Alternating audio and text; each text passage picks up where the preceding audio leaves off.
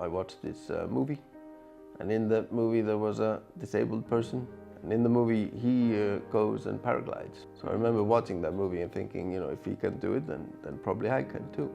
So we started raising money, and we started thinking about what we needed for a chair, and we made a very basic design.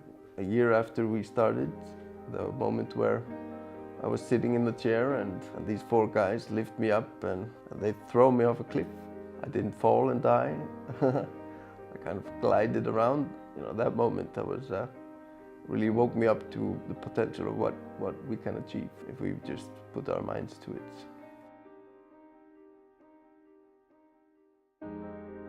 The connection between art and innovation is that in both areas you are trying to create something that doesn't already exist.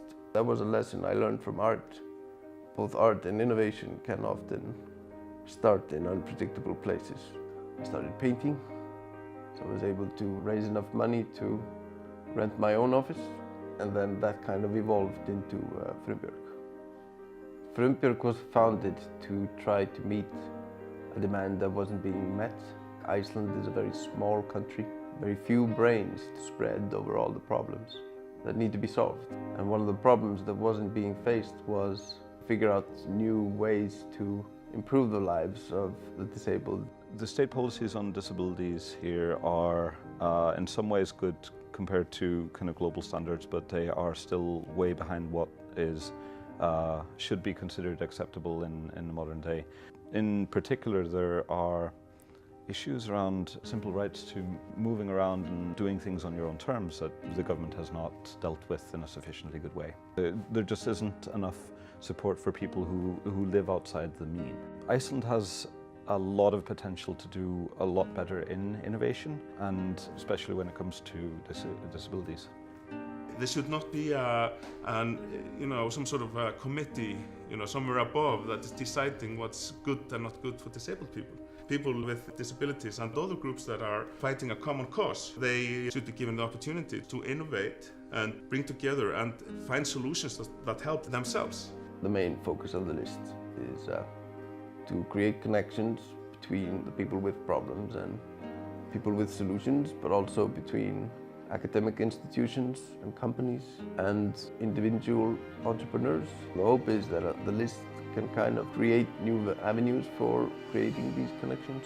I hope to use Iceland and its high level of connectivity. So what I really hope that the list will enable is a space where one could really analyze or understand a problem, because often when we're experiencing a problem, it's a surface level, and then there's deeper layers below it. And if we're able to get to that base layer, we understand the problem. If the list is able to really enable that, that's where real systematic change can happen. In Iceland, we don't really have a specific venue for social innovation. So this would be a wonderful online platform to bring people's voices and bring their challenges and problems and help people come around and solve those problems.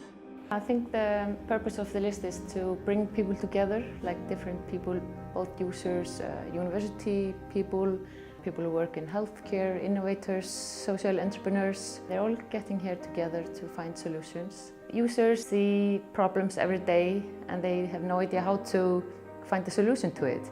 Now it's possible to write down the problem or the hurdles or challenges they have and get feedback from people who might have solutions. Once I started painting, I found that there was something to it, that there's a mindset that you can benefit from if you do any kind of creative work. Innovation is about seeing the world differently and then figuring out realistic ways of bringing that to reality. What I get out of Frumbjörg is just the fact that other people are benefiting from my existence.